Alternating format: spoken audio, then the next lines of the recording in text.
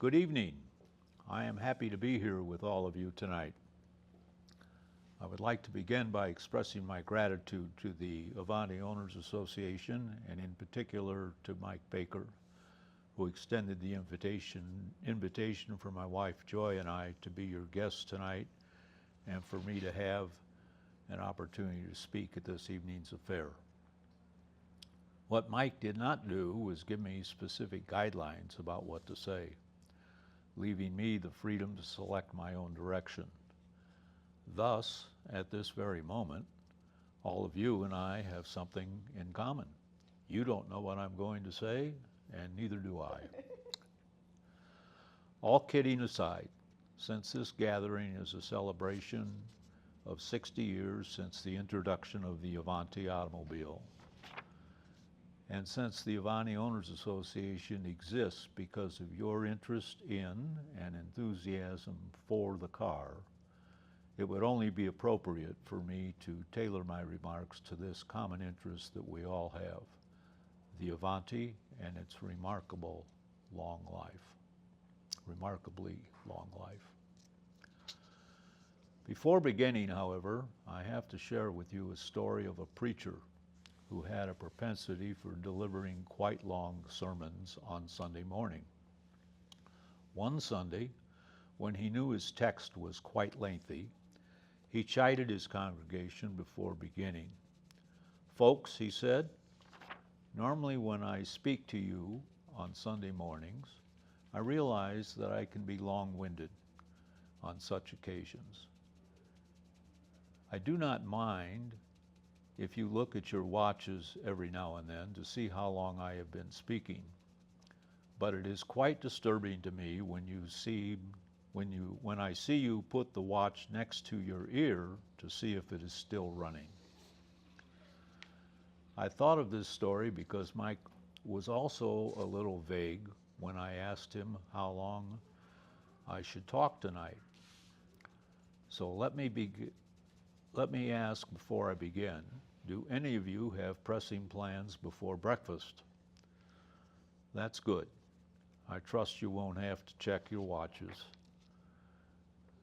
The Avanti story in its entirety encompasses several chapters. There was the Studebaker chapter featuring the birth of the car, Sherwood Egbert's leadership of the corporation, his sketches or his ideas for a new car to help promote interest in the other Studebaker models and draw people to the dealer showrooms. The story of its rush design by Raymond Loewy's design team, its rapid development, its infancy, and short life before Studebaker automobile production here in South Bend came to an abrupt halt, December 9th, 1963. All of this is part of that first chapter. There is the Newman and Altman chapter, during which the Avanti Motor Corporation came into existence and produced the car for 18 years. There is the Stephen Blake chapter that highlighted design changes and saw an Avanti entered in and competing in the Daytona 500 race, where it finished in a very credible 27th place, having run as high as 4th place for a portion of the race.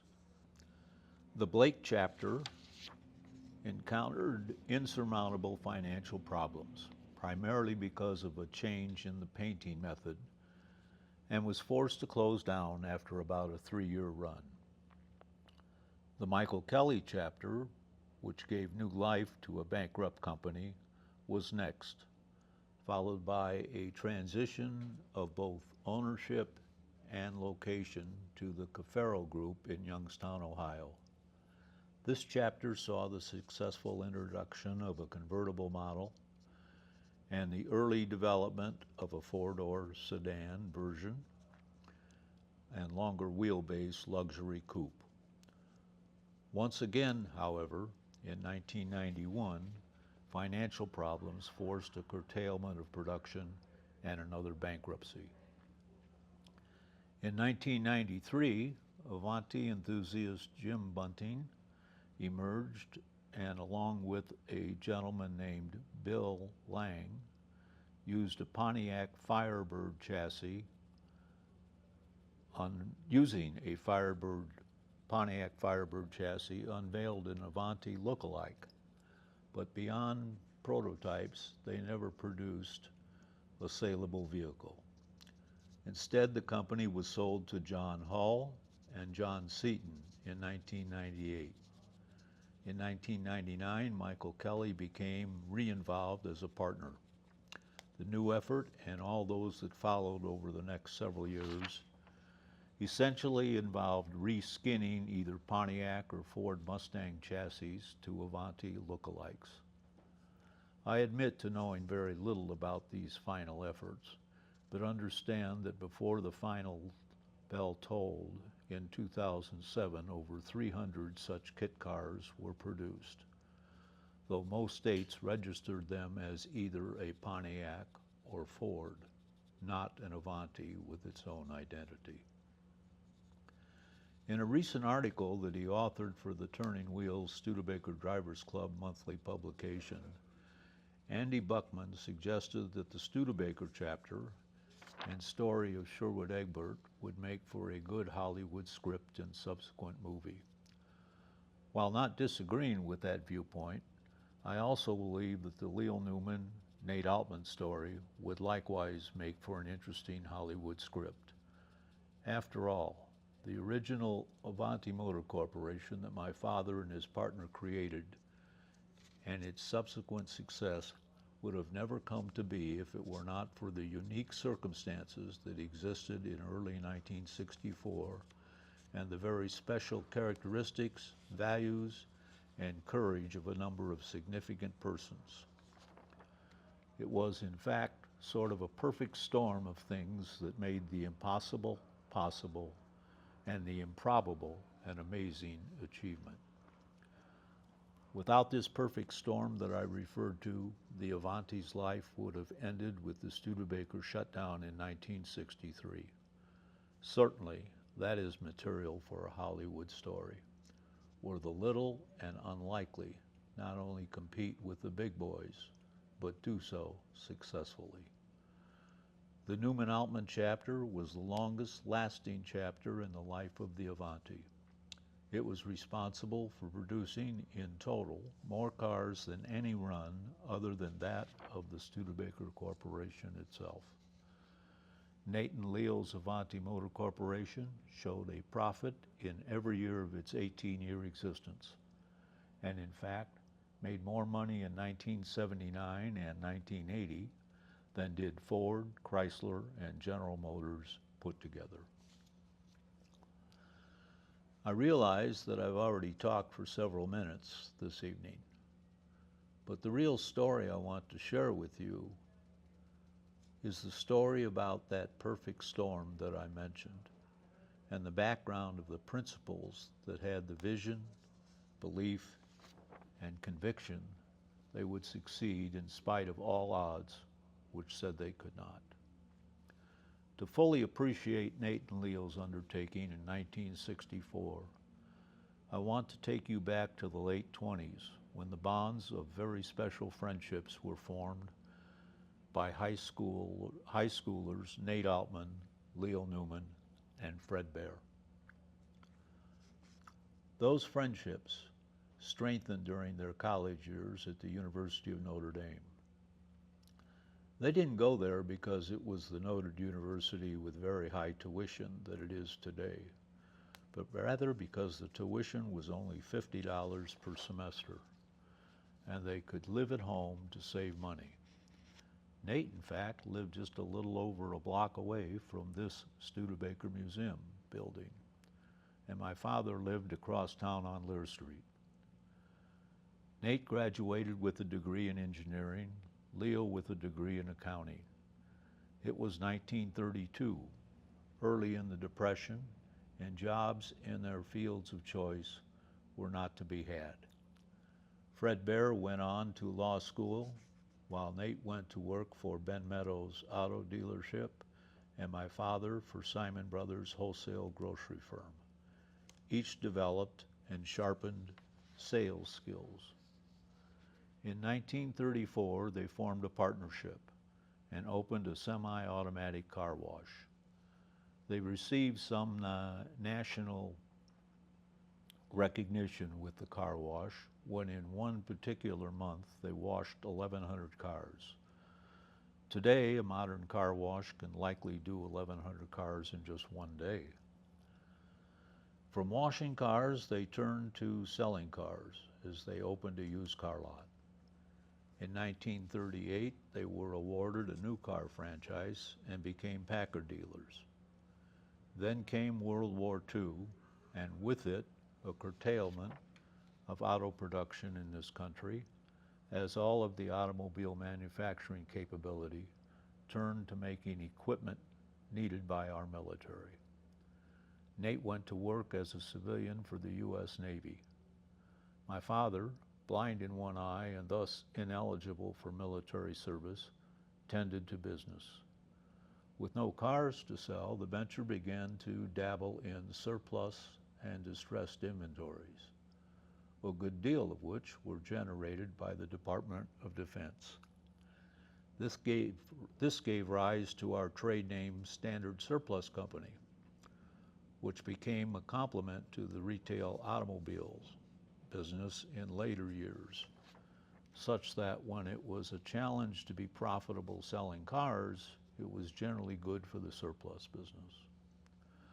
On one such occasion during the war years, the surplus business acquired a large quantity of specially designed boxes that the Army used to pack and transport mortar shells. My father found a customer for these that was in the farming business. On the day of delivery, my father went along to help unload the truck and make sure the delivery went well. When they got partway into the truck unloading, my father discovered that most of the boxes had a large amount of pigeon poop on them. Leo, concerned that the farmer would reject the boxes, was quickly brushing off the pigeon dung with his hand when the farmer yelled, "Hey, Newman, don't worry about that crap. I'm going to put small flower plants in these boxes, and the pigeon crap will just make good fertilizer." Following the war, automotive production was resumed, and by 1956, Newman and Altman had become one of the top 10 Packard dealers in the country. However, though merged in 1954 with Studebaker Corporation, Packard production could not be continued because of financial reasons, and production of true Packards ceased after the 1956 model year. The dressed-up Studebaker with a Packard name on it, which was offered by the parent corporation in 1957 and 1958, just could not be passed off to Packard lovers as an acceptable continuation of the product line. Left without a viable franchise which to represent, Nate and Leo opted to become Edsel dealers and handle Ford's brand new line of cars. I don't have to tell you what happened to the Edsel, another defunct franchise. I should, however, tell you parenthetically that in 1955, Leo and Nate were approached by Volkswagen and asked to consider becoming Volkswagen dealers in addition to the Packard franchise.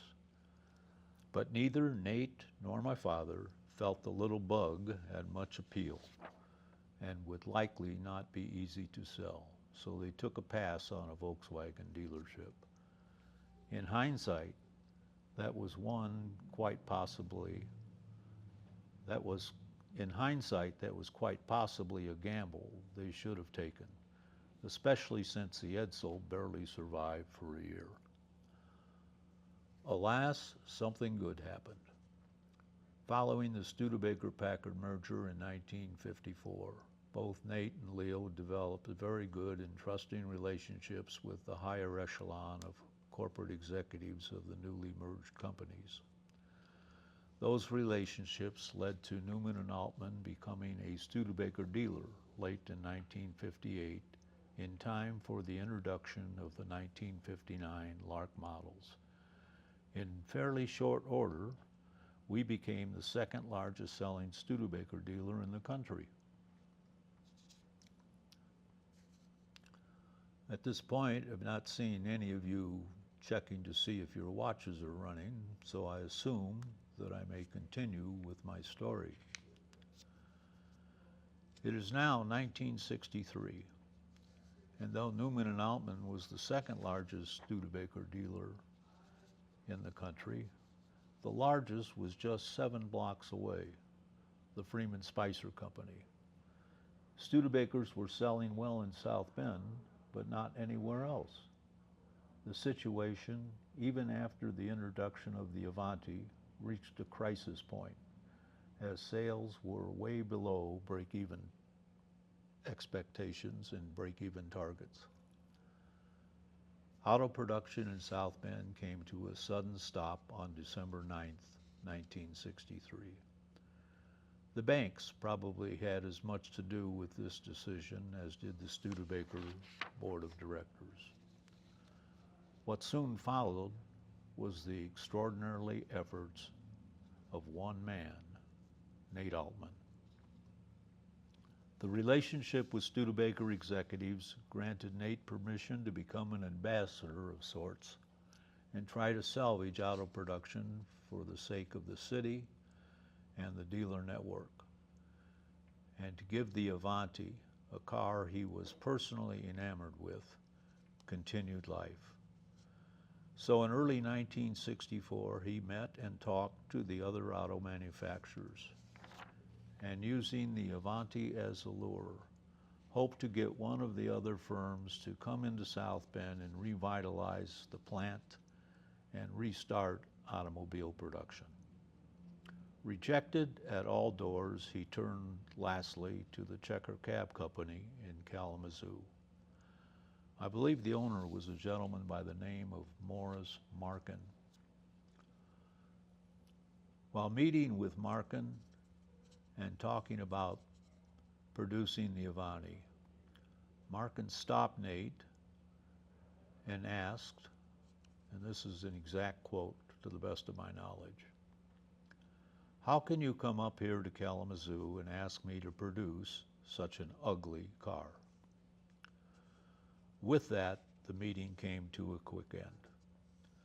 It was on his way home after that meeting that he concluded that if production of the Avanti, let alone any of the other Studebaker models, were to be revived, it would only happen if he and Leo undertook the project themselves. Could it even happen? He wondered. First ingredient of the perfect storm. A distressed situation presenting a challenge no one else wanted to touch. The second ingredient. Might be able to buy all of the necessary assets for pennies on the dollar. Third ingredient. Already existing design. Fourth ingredient. Large existing inventory of production parts. Fifth ingredient. The Avanti was made of fiberglass, which was ideal for low volume production. And the perfect storm story continues. There were hopefully available subcontractors for key elements such as body and frame. They could acquire a GM drive chain. An engineer was available if he would agree to become part of the effort. Talented and experienced workers that potentially could be hired were available, former Studebaker employees. Ample and available space in Studebaker's former production facilities was available. The plan was forming in Nate's mind, and shortly after his return from Kalamazoo, with my dad on board, Nate began to have serious discussions with the Studebaker management about such an endeavor. At one point, talks included virtually everything. In those days, I would often stop by Nate's office at the end of a workday and chat about things, in part to learn and educate myself. On one occasion, he pulled an envelope from his pocket and began to read off a list of all of the Studebaker assets, including such things as the proving grounds, now known as Bendix Park. He shared with me discussions about acquiring the whole package for the sum of $5 million had occurred. Obviously, that was not the final deal. But can you imagine now about a Greenbrier of the Midwest with an annual NASCAR race on the 2.5-mile oval, or a couple of champion golf courses carved out of the hills? As the focus of discussions with corporate execs narrowed, Nate and Leo purchased 6 buildings from the Studebaker Corporation, including what had been the final assembly facility for the Avanti.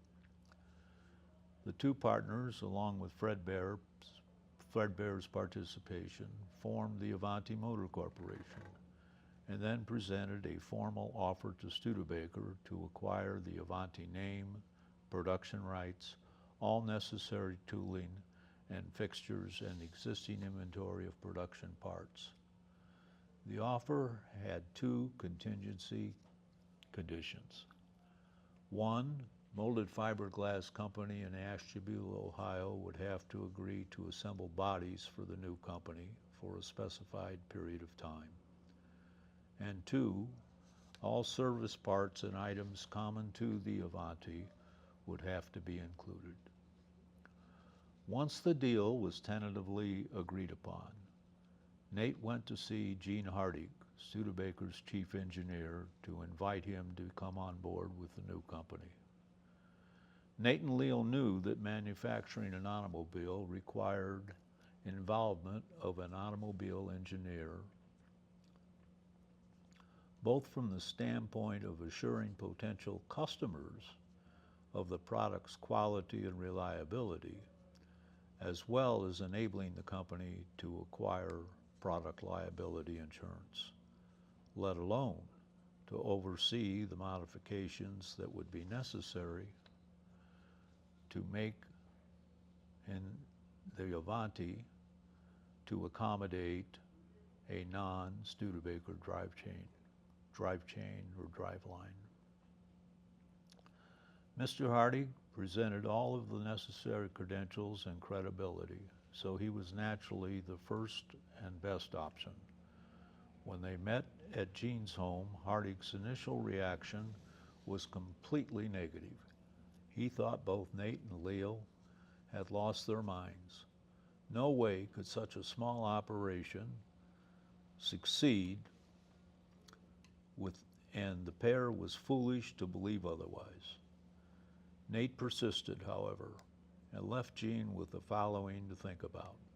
He said, "Gene, all of your professional life you have had to bend to the demands of the dollar-conscious business executives, cutting corners wherever a buck could be saved, making use of old tooling to influence design, and so forth. With this new venture, you would not have those concerns. Doing things the right way rather than the cheap way. Being able to be creative in design and focus on quality. You could work at making the car better without the economic pressures from management." Nate asked Gene to sleep on it and give it some serious thought. The next day, Gene called to tell Nate to count him in. Financing was attained thanks to the efforts of Dick Rosenthal, chairman of the board of the St. Joe Bank and Trust Company. Because of the long-standing, excellent banking relationships Leo and Nate's prior businesses had, Mr. Rosenthal was willing to back them, though to back them in this new venture. Though there was necessary documentation to be signed, the loan package was solidified by a handshake. Molded Fiberglass was contacted and said that if Newman and Altman were crazy enough to do this, they would be happy to do their part as well. Hardy went to work on the necessary modifications that had to be made to accommodate a Corvette engine and transmission. This required a slight lifting of the front of the car, which is why the Avanti II, our Avanti, was absent the distinctive rake of the Studebaker models. Several months were used to move all of the purchased assets from the Studebaker truck plant to Avanti's new home, buildings 33, 34, 35, and building 108 in the Studebaker complex.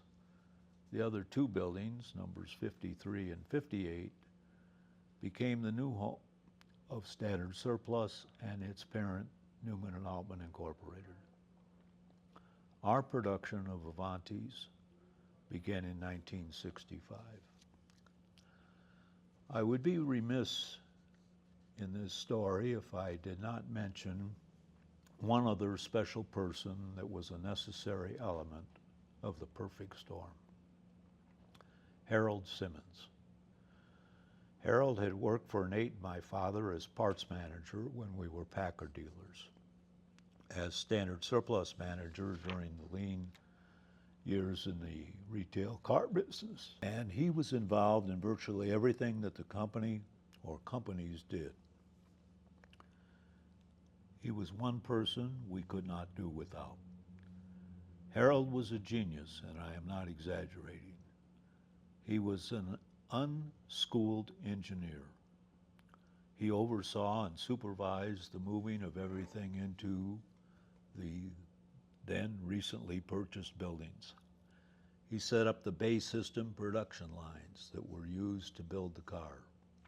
He worked with Molded Fiberglass Company, learning to make and assemble every part of the automobile body so that assembly of the body could ultimately be done in-house. The same with the frame assembly. If a tool had to be made to make a part in-house, Harold would make that tool. He was the first person on the job every day and the last to leave. You could also find him there on a Sunday trying to solve a unique problem that had perhaps come up during the prior week. He was essential in the true sense of the word.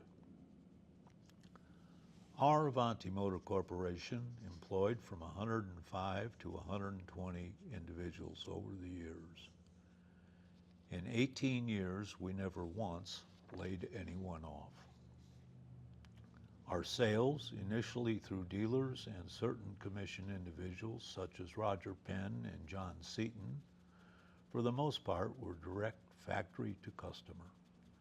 Chuck Soliday was our sales manager, and Dave Walton, who is here tonight, was his assistant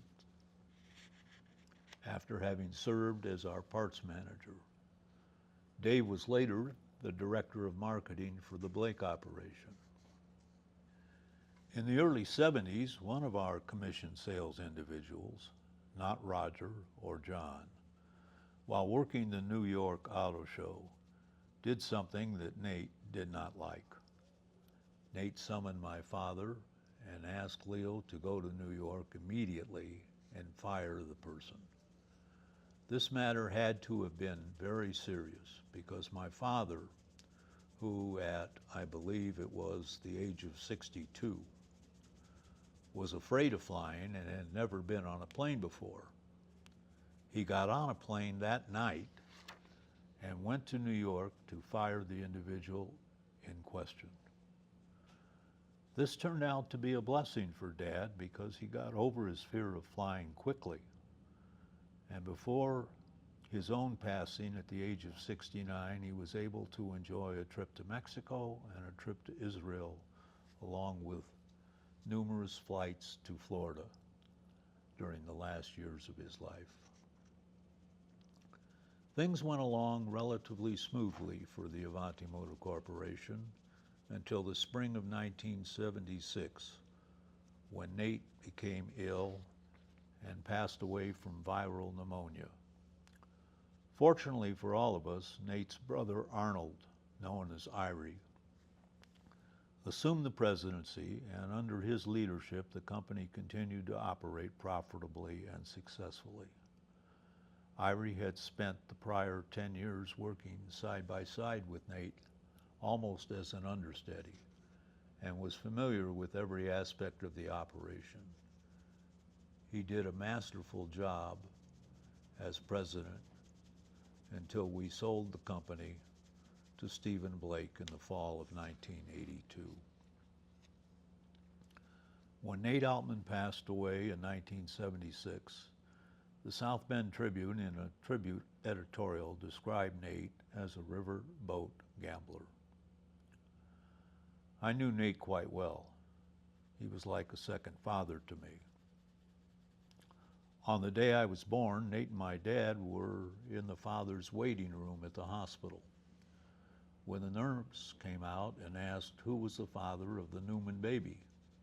Both Nate and Leo simultaneously said, quote, "We are."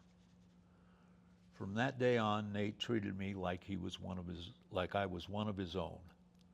He mentored me and taught me. I was privileged to grow up with not one, but two terrific role models showing me the way. Let me tell you that neither my father or Nate were riverboat gamblers. They may have been appropriately bold at times, but they never were reckless, as the riverboat gambler term might suggest. They never bet on anything unless they believed it to be a sure thing, except perhaps for an occasional bluff at the poker table. Shortly after Nate's passing in 1976, his wife and children wanted out of the business. To accomplish this buyout without either hurting the company or forcing a sale at that time, new capital was necessary. It was at that time that Bob Lee and I were given the opportunity to buy in and become part of the ownership group. Bob was also an attorney, had done legal work for the corporation, shared office quarters with Fred Bear, was himself an Avanti fan, owning as many as 5 at one time.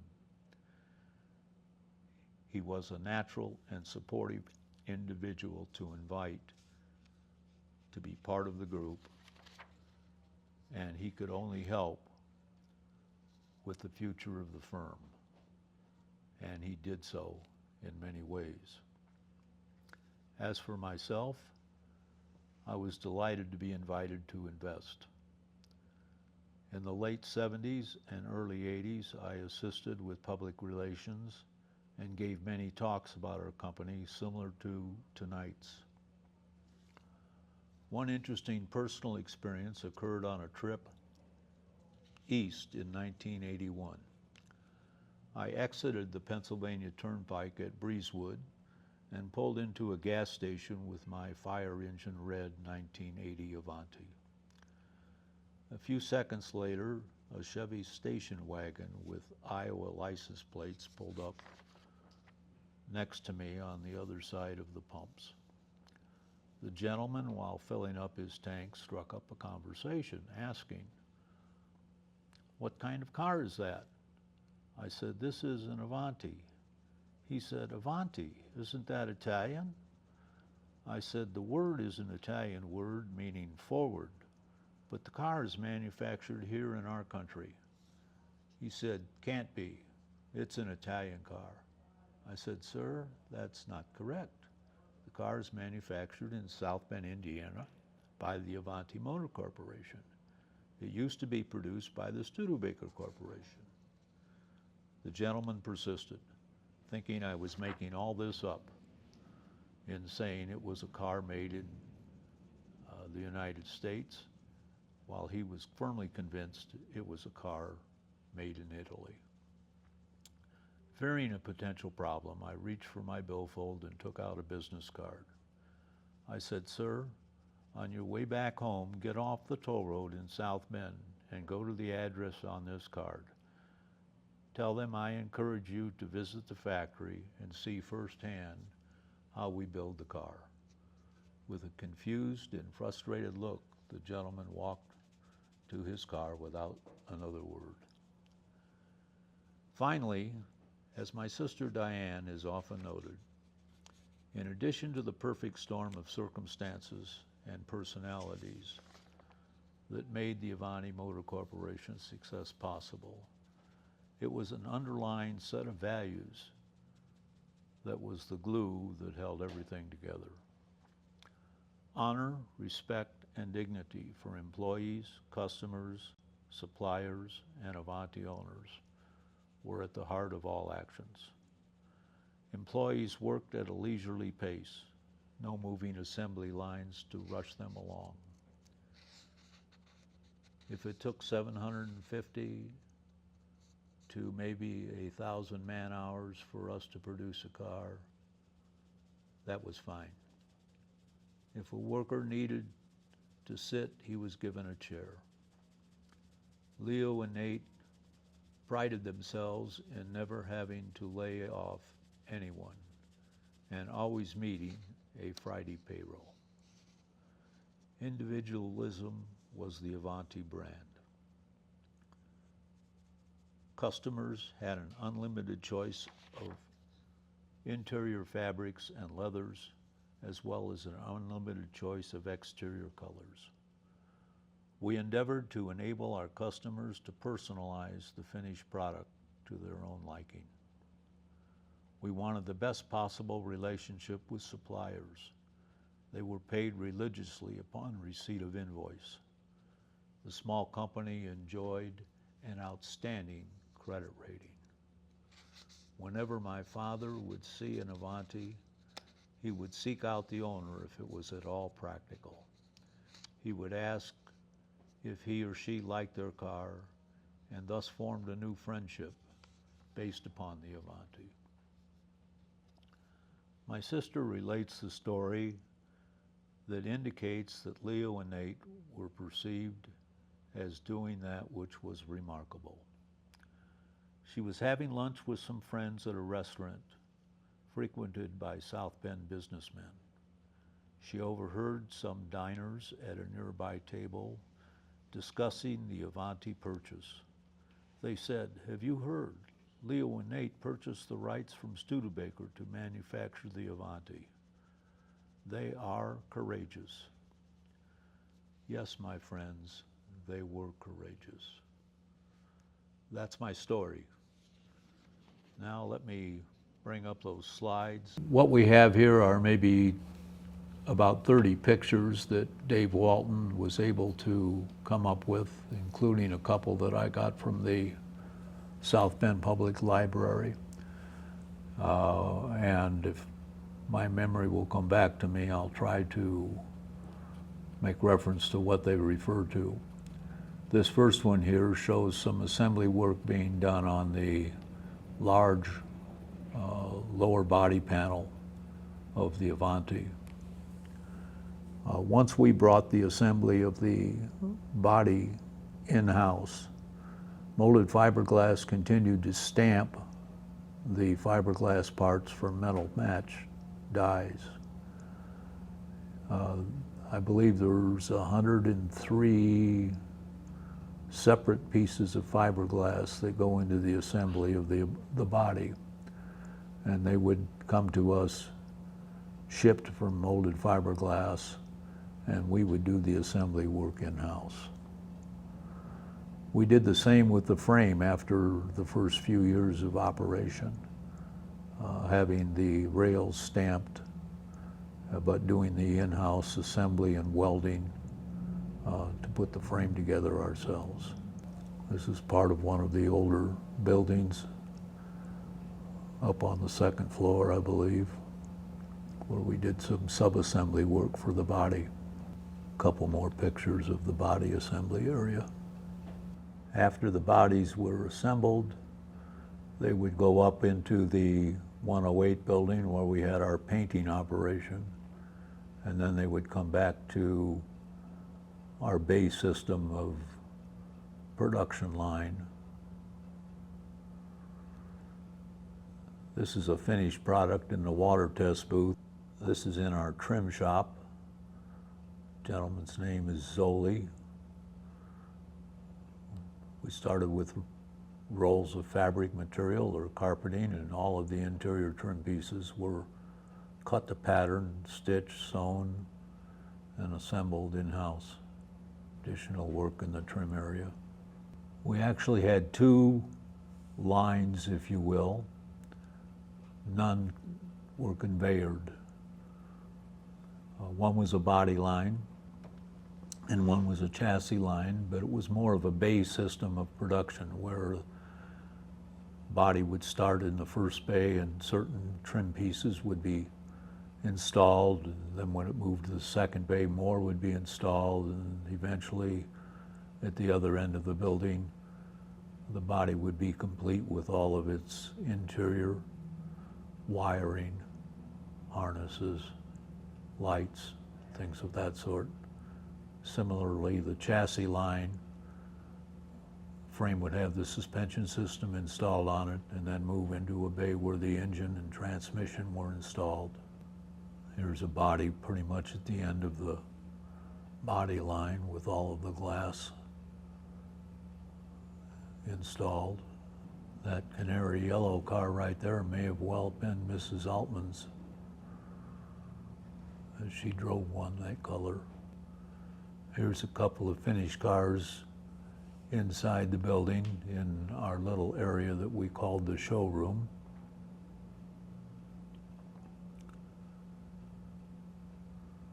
Another one back from the body line.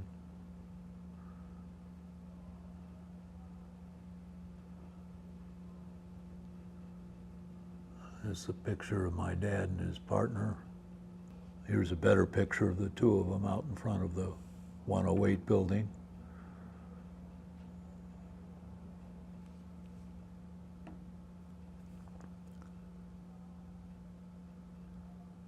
We do have winter here in South Bend. The building forefront on the right is the 108 building, and then 35, 34, and 33 building moving from closest to us to the back. 53 and 58 building, which became the home of Standard Surplus Company, and Newman and Altman are shown to the left here. I never did find out if the gentleman from Iowa stopped in, but he might have driven by and realized how embarrassed he would have been. Another picture in the water test booth. This is Sherwood Egbert and his secretary, and we'll conclude again with this picture of my father and his partner, Nate Altman.